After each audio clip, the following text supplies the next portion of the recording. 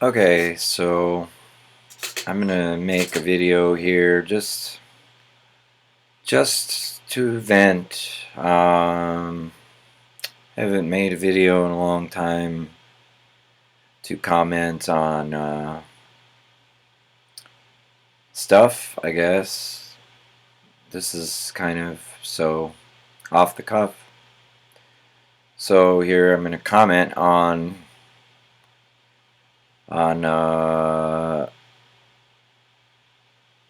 the state of things and the political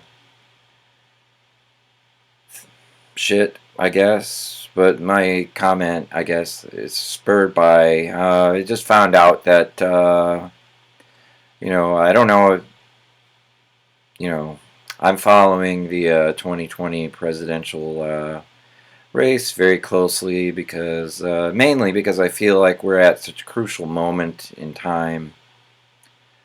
Um, but anyway, um, I can go into my reasons for why I think that we're at a crucial moment in time, and it's not a time to just kind of sit idly or passively, which I guess maybe in some respects I am, and others I'm not. I don't know. I try to do what I can. One person. I mean, it's going to take an army to really change things, essentially. But the political landscape in our country and in the wider world, I suppose. But anyway, so I just found out, and this is going to get to my kind of overall thesis or point here, is the notion of political army, of basically awakened and enlightened people, essentially, when it comes to understanding where we're at, and it's not like everybody has to be exactly on the same page, but kind of certain basic core foundational things. I think there does have to be some kind of consensus or agreement. And actually, I see things kind of moving in that direction in a lot of ways. But anyway, what spurred me to make this video? Well, I just found out that Mike Gravel, who is a man who has I'd actually never heard of him prior to this presidential race, but he apparently has a history going back to the Vietnam era and Nixon, and he was in Congress at that time and was instrumental in bringing forward the Pentagon Papers, which was instrumental in exposing the Vietnam War as a fraud and a farce, and essentially helping to turn the tide of popular opinion against that war and getting us out of it. But, so he's an American hero, okay? And, he's from Alaska. And anyway, so yeah, Mike Gravel, with help from the efforts of actually a couple of teenagers from Alaska, ran a campaign, was able to meet the donation requirements to get on the debate stage for the upcoming debate on July 19th, but was robbed or denied. He was going to be taking the spot of this. Apparently, they're only allowing 20 candidates. They're cutting it off at 20. So, they already had 20, and this Swalwell guy who is just dropped out, and is just who cares about him? He's just another bland corporate stooge.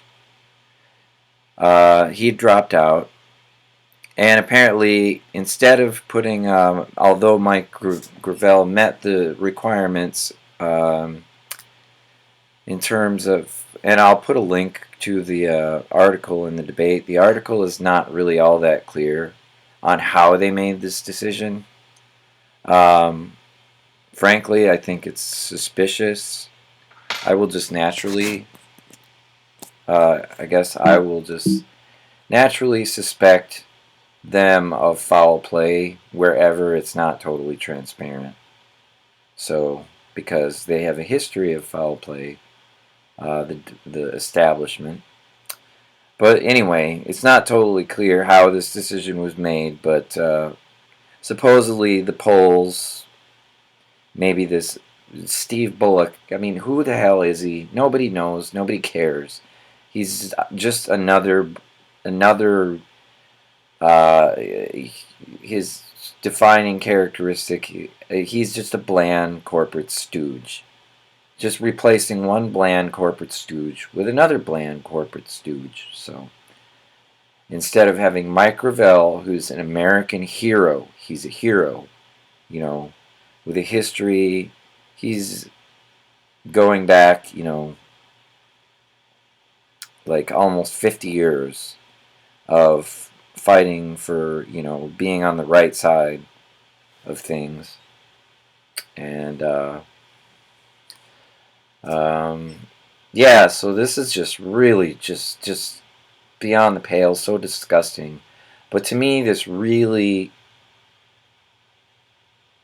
underscores where we are at in this country. I mean, this guy is an American hero, unquestionably, undeniably.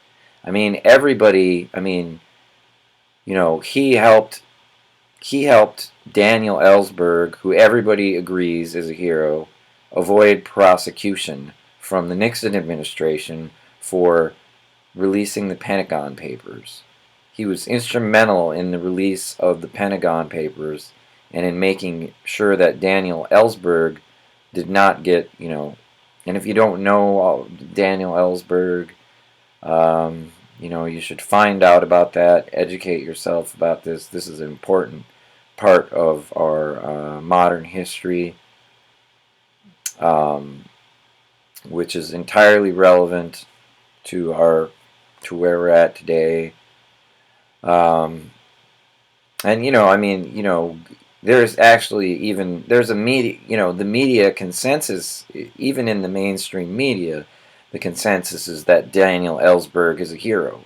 I mean, you see mainstream media articles trying to draw a distinction, now because Daniel Ellsberg is accepted as a hero, and the mainstream media has turned against Assange, not too long, within the last month or so, you were seeing articles trying to make a really a bullshit distinction between Daniel, saying, oh, WikiLeaks, Julian Assange is no Daniel Ellsberg, you know, because everybody acknowledges that Daniel Ellsberg was a hero, you know,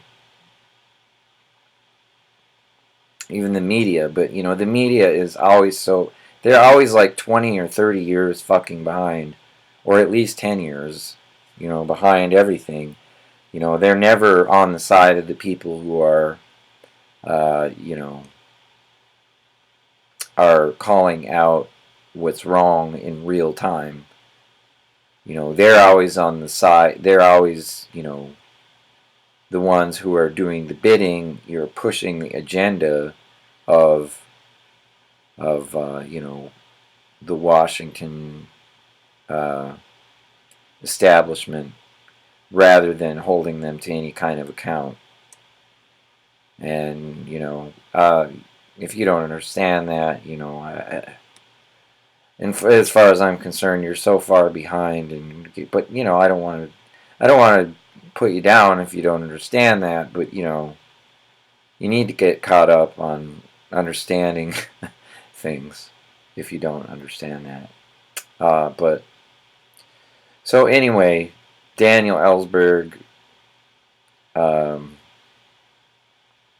what's uh, Mike Gravel, uh, is a hero, unquestionably a hero.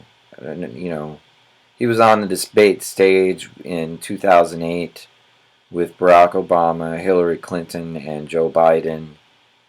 And, there's some clips of that available on YouTube. They're amazing. The stuff that he was saying, he was basically he was too far ahead of his time, really. If he had been on the same stage saying the same things 4 years ago in 2016, he would have probably caught fire. But people were just not ready for it quite yet. But you should check out those clips. But anyway, so yeah, this decision really reeks. It's like, oh my God, it's like just so infuriating. That instead of having this genuine voice, he met the donation requirements. He's to get on the debate stage, but instead of having him get on the debate stage, the decision was made to, bring in yet another bland, cookie cutter corporate stooge.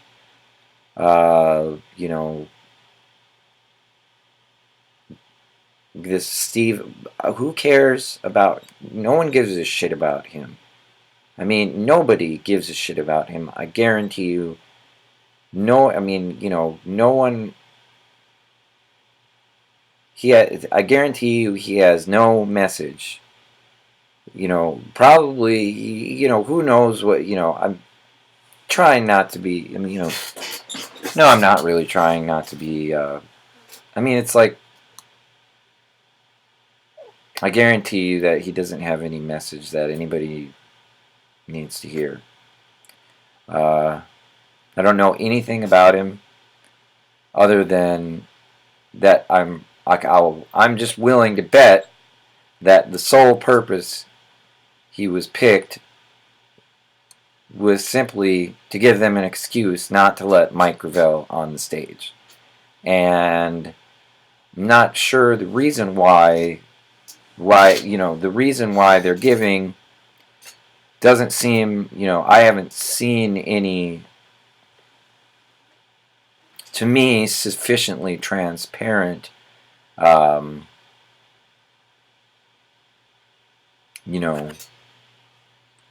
justification or for the decision process.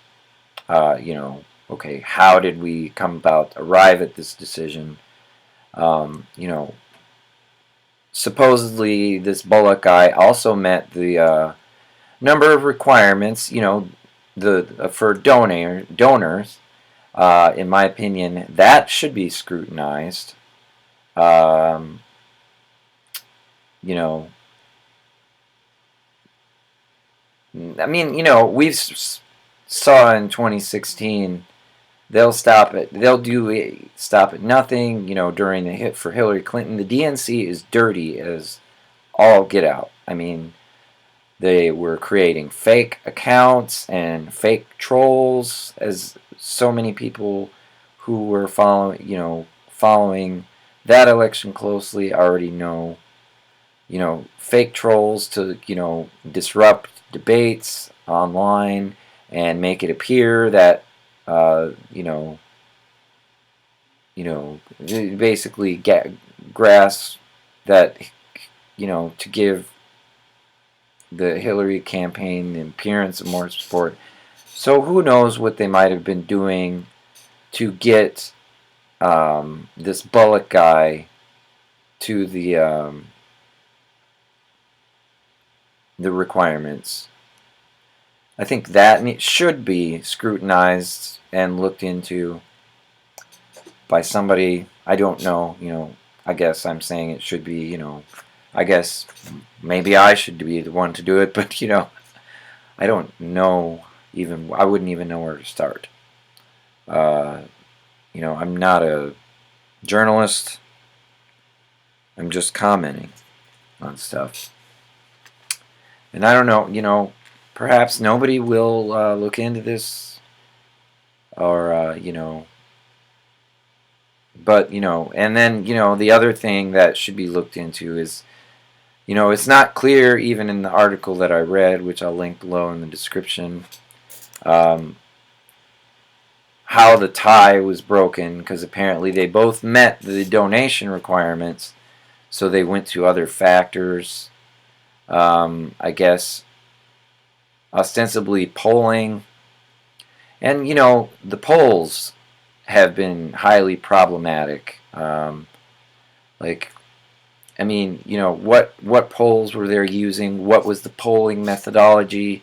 That needs to be looked into, because the whole pollings have been highly problematic, as many people who are following this stuff closely know. In the kind of the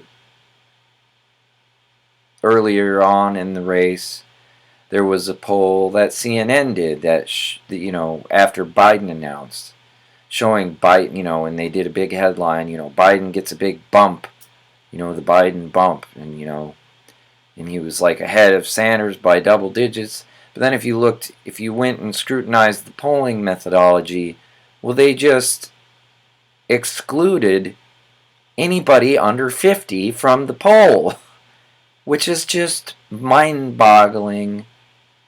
I mean, it's just such that essentially makes the entire poll fraudulent. It's a complete misrepresentation of where things are at. But they're sons of bitches, because they understand, because the media understands that basically, perception is reality, or perception becomes reality. So for millions of people who are just seeing the Biden bump and just seeing that headline, it appears that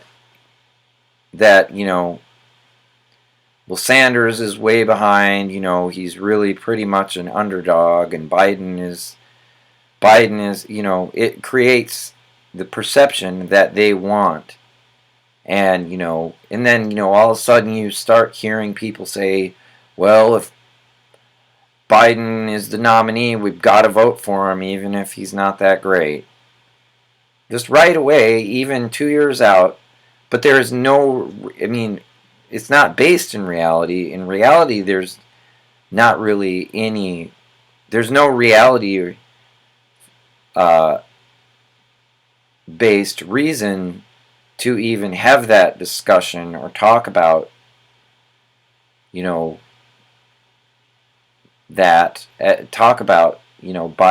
a Biden victory, what at that point definitely as a foregone conclusion.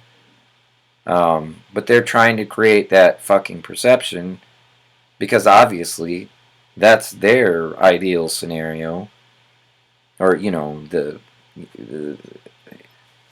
the media Politico complex, which is essentially brought to you by the billionaires who've bought out our system.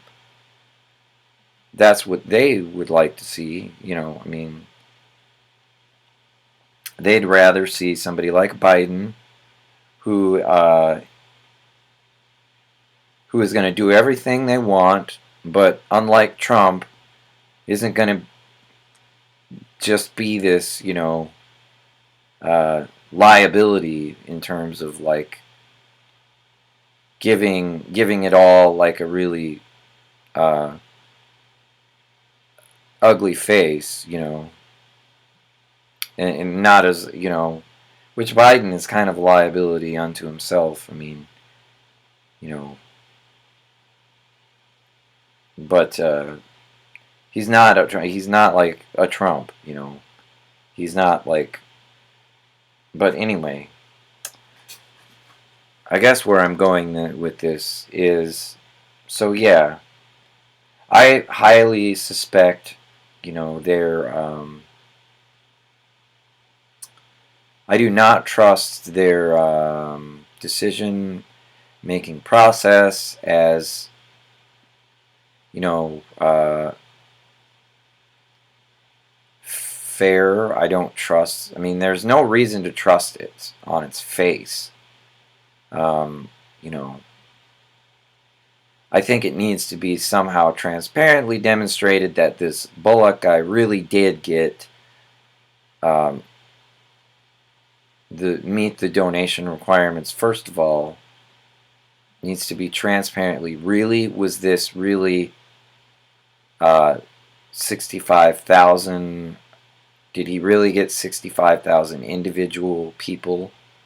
And it wasn't any kind of manipulation or shenanigans, which there's no, I mean, we know that they've done various, they're not above doing that.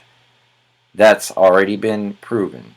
So it needs to be proven, therefore, it needs to be proven that that's not what happened here. And second of all, the polls or whatever factor, if they're using a poll, if they use the poll um, in the fact, for as the secondary factor, if the two candidates were both met the donation requirement, so they went to a poll as the secondary factor. Well, in my opinion, that needs to probably be looked at and potentially poo-pooed as well, because these polls are being cooked, really,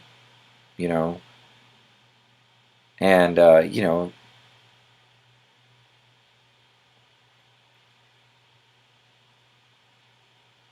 I don't know. I don't think it's going to probably happen realistically, and it's really frustrating. But I guess it's just like uh, you know, the way I look at this, I think this whole thing can be distilled down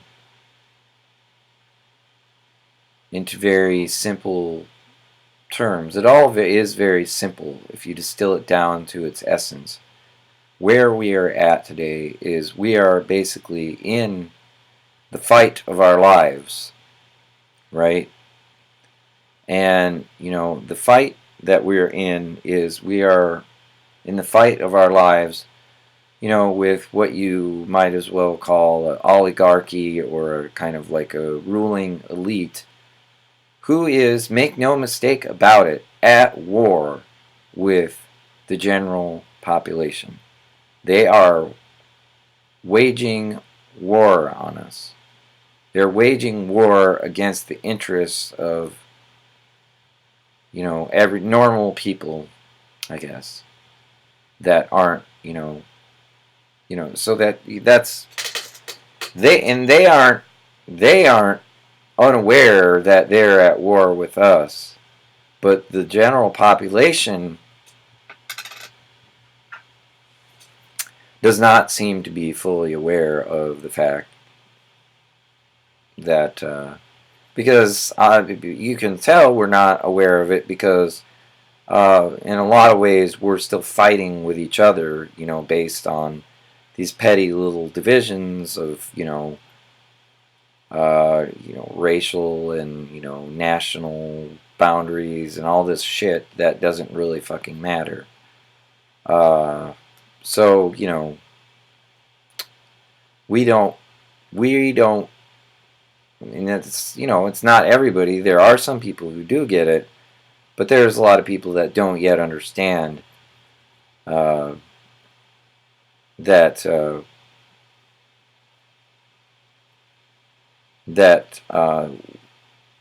we're at war, or at least they are waging war upon us.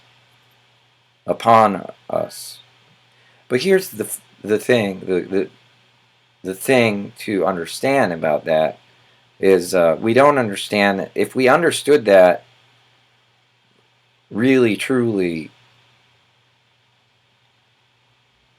understood it in our bones,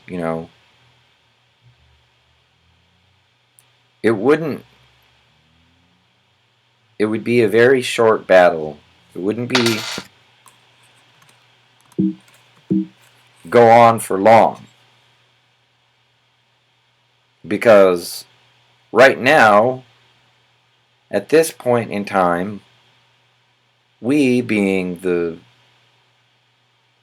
vast majority of people, the masses, we have the overwhelming advantage. There's like billions of us, and there's only, really the people who are really at the very pinnacle. It's maybe like, you know,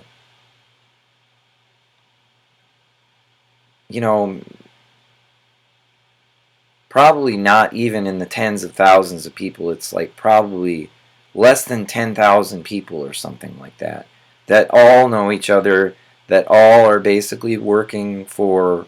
I mean, there was a guy who wrote a book, uh, and I can't remember his name, but I'll link it in the description. He did an interview, I believe, with Abby Martin, who did an analysis of this. And it's like, the people who really run things and hold the power. And, I mean, it's like, their henchmen, are the Jeffrey Epsteins of the world. And, the guys like this, Jeffrey Epstein, uh, you know, there's more people like, Jeffrey Epstein might be going away, but there's more people to take his place. And, they have all kinds of people that do their dirty work, but the people that really run the show probably,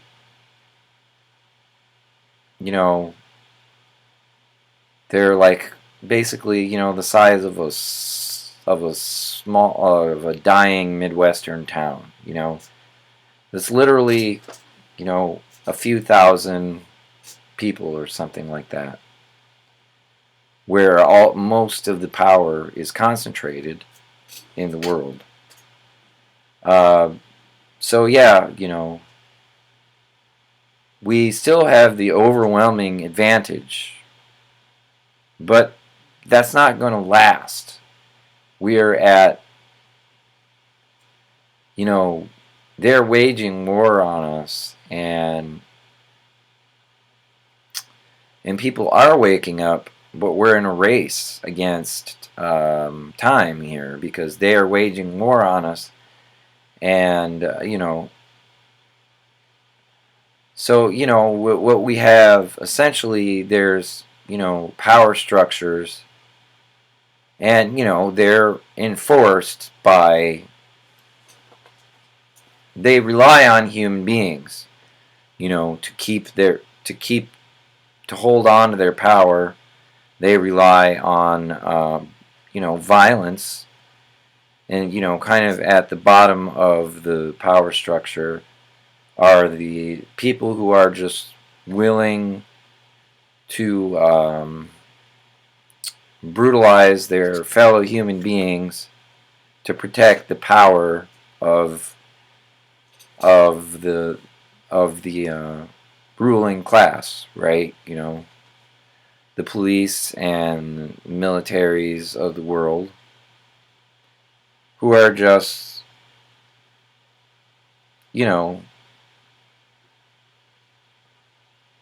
I guess they're possessed by sort of a, unloving, nasty spirit that, does not have whatever, that is not, in solidarity with their, or, in, is, they do not live in, I guess, for lack of a better word, comradeship. I'm not trying to sound like a Soviet communist, but they don't live in that spirit of comradeship with their fellow human beings. They're willing to, brutally and violently suppress, people who are uh, simply, screaming for, or demanding justice. Uh, for themselves and their children and all that. Um, there's the people who are willing to uh, do the dirty work and lock those people up, torture them, crack their skulls, spray them with pepper spray, whatever, you know. There's those thugs and henchmen of the power establishment who are willing to do that. But the people who run things understand that even has its limits, and that's flawed. And there's only a certain number of people like that, and at a certain point that, when enough people start to wake up to, oh hey, this this tiny ruling elite are waging war on us, and we have the potential to overwhelm their forces, right? Easily. The only thing what stops us from doing it is up here. It's all up here. It's all in that's all of what stops us from doing it is all up here. And they are very cunning in, in their, they understand human psychology at a very deep level, and they know how to, they know how to, they know how to put the chains in place up here to keep us from realizing the things to coming to the realizations that that will lead to our overthrowing them and overwhelming their forces. And at a certain point, their forces aren't going to take their side anymore, because this is where, when it reaches a certain tipping point, that's how revolutions or whatever historically take place. When things reach a certain tipping point, then even the cowardly thugs who betray their sense of comradeship with their fellow human beings who are being unjustly suppressed and are doing the unjust suppressing, they won't do it anymore either.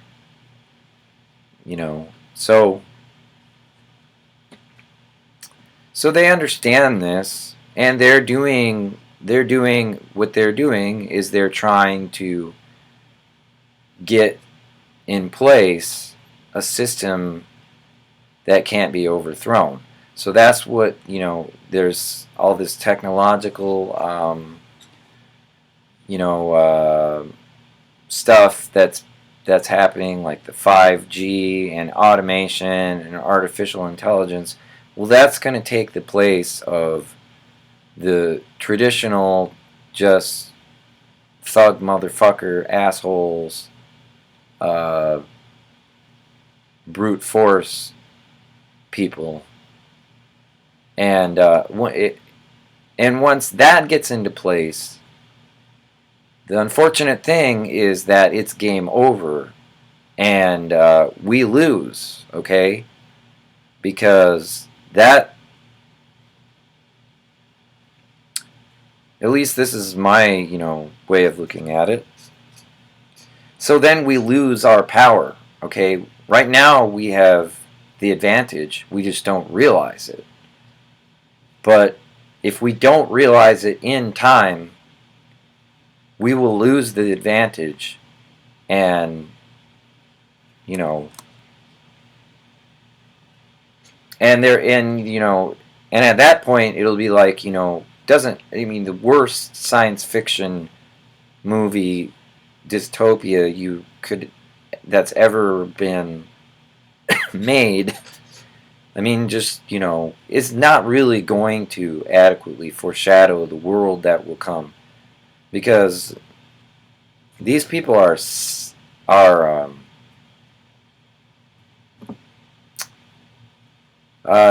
they're not just corrupt in the normal way that we understand corruption, like, greedy politicians and greedy, CEOs and bankers. They're way beyond that. They are seriously dark and evil, and, it's like, I don't even want to really go there in terms of trying to describe the kind of world that could be, because it's just so dark. And, but, here we are in the midst of this election, and, people need to see how fucking dirty these sons of bitches are. And just completely unscrupulous. And just kind of understand the reality of what, the reality of the kind of forces we are actually up against, and the nature of them, and start acting accordingly, Whatever that looks like for you individually, personally, I don't know, But, we are, we are aware a war is being waged upon us. And, it's as dirty as it can be. And, when you're analyzing events in this election, that should be the framework through which you look at it, because that's the reality of it. It's not, this is not fair. They're not going to play fair in this election. By any stretch, any more than they're not going to, they're not, it's like the forces that rule our country. Why, if they're willing to, overthrow countries, democratically elected governments around the world, and install dictators and rig elections in places like Haiti and Honduras, and prop up dictators in places in Venezuela, and prop up dictators in Latin America, in the Middle East, and, Africa, you name it. Any place that isn't predominantly white people, I guess, European countries are allowed to, at this point, are allowed to have some semblance of functioning democratic institutions. It seems like, I guess, we don't try to, invade or overthrow Norway or Sweden when they implement socialist policies like we do in South America. But, or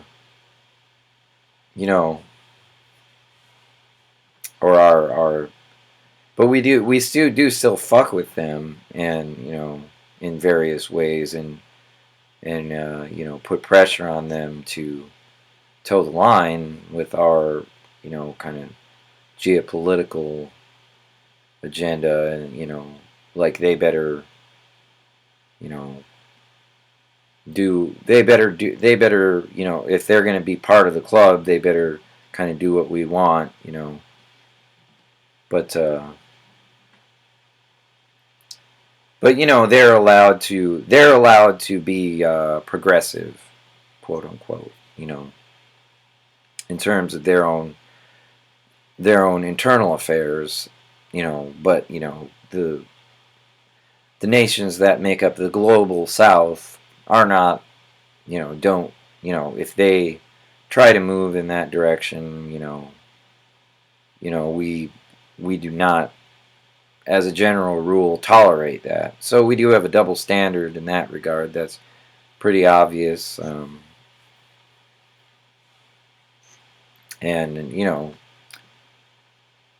uh, seems to be, more or less in effect racist, I guess. I mean, I don't know what else you call it. I mean, what's the distinction between those countries is, they're predominantly white, so whatever. But anyway, uh, you know, and that's really a big weakness that we have in this country, that we don't see, we don't seem to recognize fully. Even liberals who think that they are so loving towards fucking people of different hues, and they're not, but they don't seem to recognize, be fully aware of their own really self-interest in having solidarity with people in other countries who are predominantly uh, black and brown people, or colored people, or whatever you want, whatever name. People in the kind of latte liberal world, I don't think are fully, I guess, woke in terms of understanding their own solidarity with those people, and like their own common struggle and common interests. I don't think people, I mean, they might not think that they're racist, but they aren't fully aware of their common struggle with people in Latin America who are being suppressed. Because, I mean, you see right now in the media, there's all kinds of, propaganda on the liberal, uh, in the liberal side of the media, is mostly, it's mostly, in line with the policies of the Trump administration towards Latin America. So, so for the people who their worldview comes from the liberal media, they are not aware of they are not, awake to their common cause with the people in those countries who the United States is attempting to prevent them from, having their own self-determination, of being able uh, to uplift themselves, within the context of the world. So, to be able to just have a decent life, decent standard of living. People whose worldview is limited to what we call the kind of mainstream liberal media, like MSNBC, CNN, various other outlets. There's a number of them. They don't get it that they are in common cause and in common struggle with these people. They don't understand it, and therefore they're essentially, until they understand that, they're essentially, in effect, enemies of I guess what you, for lack of a better term, might call progressive change. Because, they're not, I mean, you can count on them to mimic or,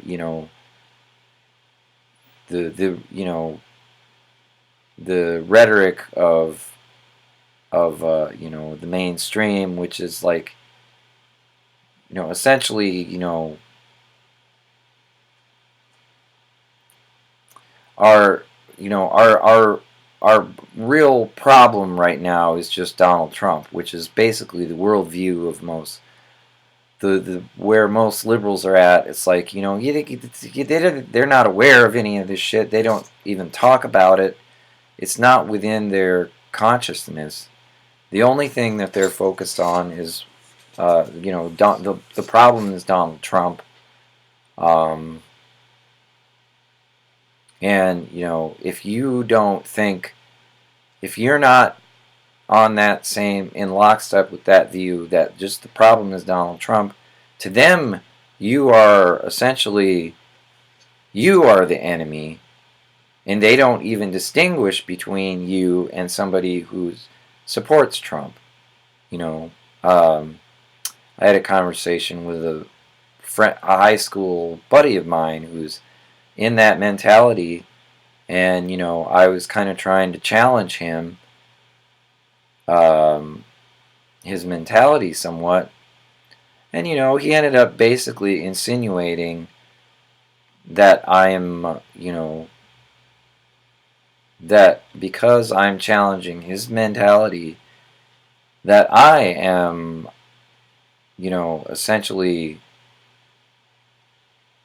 I think he told me, that he calls into question my respect for the sanctity of life, which is like, so, just like, what? I mean, at that point, I just ended the conversation. It's like, no, dude, I'm not going to allow you to disrespect me that way. But I mean, that just shows you that's the mentality that these people are in. It's sort of like very absolutist. If you're not with me or against me, you're a bad person. It's like you have to think exactly like this, or you're a bad person. If you don't think that Donald Trump is the totality of the problem, you're a bad person. But the problem with that point of view is that if you believe, because if you think that the totality of the problem is all completely encapsulated in Trump, then, but that's not the reality at all. I mean, to anybody who really understands what's going on politically, that is not the reality at all. Yeah, sure, Donald, he's a bad guy. He's not a good guy. I mean, he's a bad guy. There's no questioning or arguing that. That's not in question. To at least not to my mind. I mean, however, there's to make it out as though he is the totality of the problem is a big issue, because well, maybe that's a topic for another video. But let's just say it's a really big issue. It's a real big problem to do that for a lot of reasons.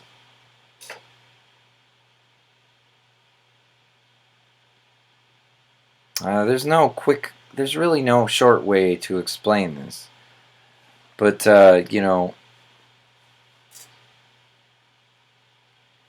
I'll just leave it at what I'll just say is that believing that Trump is the totality of the problem is perpetuating the problem. And I'll leave it at that.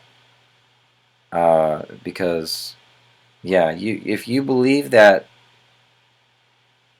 if we just get rid of Trump and then everything will be okay, that's perpetuating the problem. Okay? That is, if that's what you believe, that really that is the priority and is the most, that is the top priority, and that's the most important thing.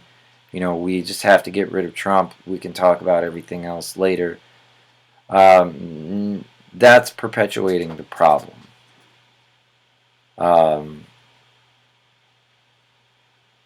Which we cannot afford to perpetuate the problem. We're in a very critical moment, in a crisis situation. We can't afford to perpetuate the problem. Because in my opinion, that is game over. Because where we're at, that is giving the you know, the ruling elite the opportunity to take away our advantage, where to make it so to make it so, you know, rebellion or revolution becomes no longer possible. It might become physically impossible. It might become biologically impossible. You know, the war is being waged at every level. You know, through just blatant propaganda, information war. You know, you've got the 5G. The war is being waged. You've got, it's full spectrum dominance. Okay, that's what they're talking about, and you know, they're getting it all in place, and so okay, so you kind of follow what I'm saying here. Full spectrum dominance means that the advantage that we have of numbers will no longer apply. And so, okay, we can't. That's why we can't afford to perpetuate the problem. We can't afford to go, okay, well, as long as we get somebody like, you know, the blue no matter who thing. No, nuh-uh. That is not going to work. That is going to give them the opportunity, because that is going to give them the opportunity that they need to, you know, that we can't give them. We can't allow them to take away the advantage of, which is the only advantage we have, but which would be, if we were awake to it, a decisive advantage. Like if everybody really just understood in their bones, we are, you know, a war is being waged upon us. If everybody understood that in their bones, that would be over. That would be it. You know, they could not continue to successfully prevent a revolution, and with that would have to come the understanding of what our interests are. What are our common interests? What, you know, I mean, it's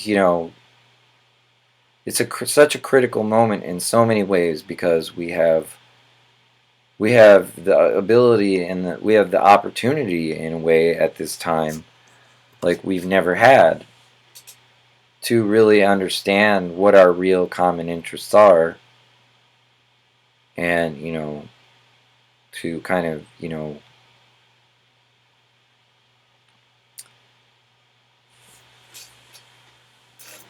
to really kind of become sort of enlightened as a humanity on the whole. you know I think the potential is there. I mean, this might be extremely like optimistic, right, what I'm saying, but the potential, I think, is there, you know, for humanity as a whole to understand, to grow up, essentially, to understand, to come of age, to understand its, real potential, and our common kind of interest, or our to really grasp our common humanity, essentially, I guess, basically. I think the potential is there. It might seem like a long shot, but here's the thing, who knows, but it's kind of like there's a limited window of time here because full spectrum dominance means dominance, you know, dominance, psychologically, uh, biologically. I mean, there's, you know,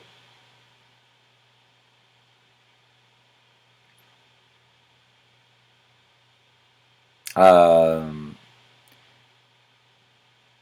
I mean, you just have to do your research a little bit or do your homework on, some of these technologies of control, and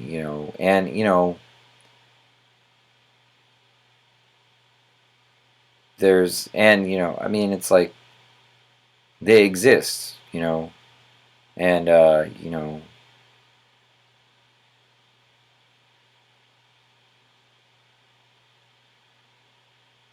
I'm not gonna, I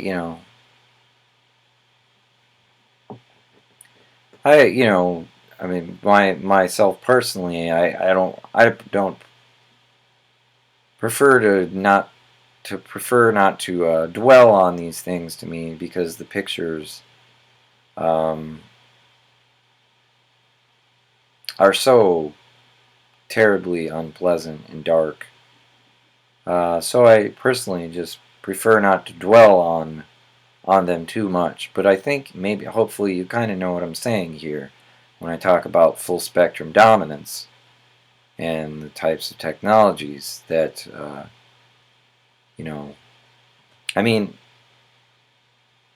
this is a real potential as well, you know, and it's like that's where we're at, I think, and we can't let that happen. We can't let our advantage in having, of numbers be taken away from us. So,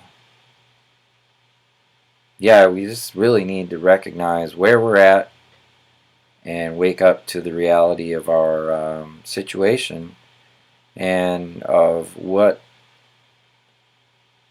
you know, we're truly up against, and the nature of what we're up against, and the fact that, I guess realize that for all intents and purposes, we're at war, right? So they're certainly at war with us, and in the politics in our country, politics is, I think best as described as kind of a low level of war. You know, uh, and there's really, but in the war that we're in, we have the advantage. It's just that we're at a disadvantage in that we don't realize that we're at war, that we're in a fight of our lives, and this people need to start getting that. And I guess, yeah, just to me, this thing that just happened with Mike Gravel just underlined it. It's like, I mean, I haven't looked into it, but like I said, I would think you can almost guarantee that whoever this Steve Bullock guy is, he's just another, uh, you know, bland corporate. I mean, what? Who gives a shit? And Mike Gravel. I guarantee. I would be willing to lay bets that probably should be on that debate stage. Probably earned the right to be really, if it were looked into, scrutinized. Probably earned the right to be on that debate stage, fair and square. But the thing is, they ain't playing fair. They don't care about fair. So, I guess this just underscores, because this is war. And they're not under any illusions that this isn't war. It's just that don't seem to, the broader we doesn't seem to have grasped that yet. I think more and more people are starting to grasp it, and God, I only hope enough people do in time, because yeah, we're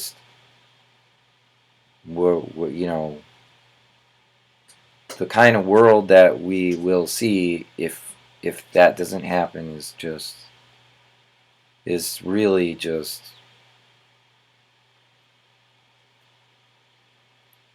you just don't want to. It's too horrible to contemplate. I mean, it's like, I guess if you really must have a vivid picture of it, I don't know, just go listen to,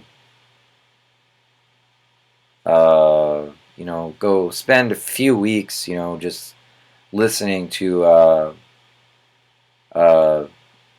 old episodes of Alex Jones or something, and after a few weeks you'll be fucking hiding under your goddamn covers, and you'll never want to go out of your house again because you'll be so paranoid and terrified, and and just imagine being stuck in that place for eternity. And that's what this world is going to feel like times a million. That's and imagine every dystopian scientific science fiction movie you've ever seen times a million, and but you just worse than you could ever possibly imagine. So yeah, that's pretty. The stakes are pretty high, and we need. I mean, it's like, I don't even, like I said, like to dwell on it. I just really, really hope that we wake up in time, and I hope that whatever faith in humanity I have is not ill-placed. So anyway, that's all I have to say for now. I'm going to end this video. If you've watched this video, congratulations, I guess, for getting to the end. and sticking with it, and you know, I hope you've gotten something out of it. So, okay. And it's helped you to, yeah, just kind of orient yourself to our present day reality. So, if I've accomplished that for even you know, one or two or a handful of people, or you know, then as far as I'm concerned, I've accomplished my purpose for making the video. Thank you.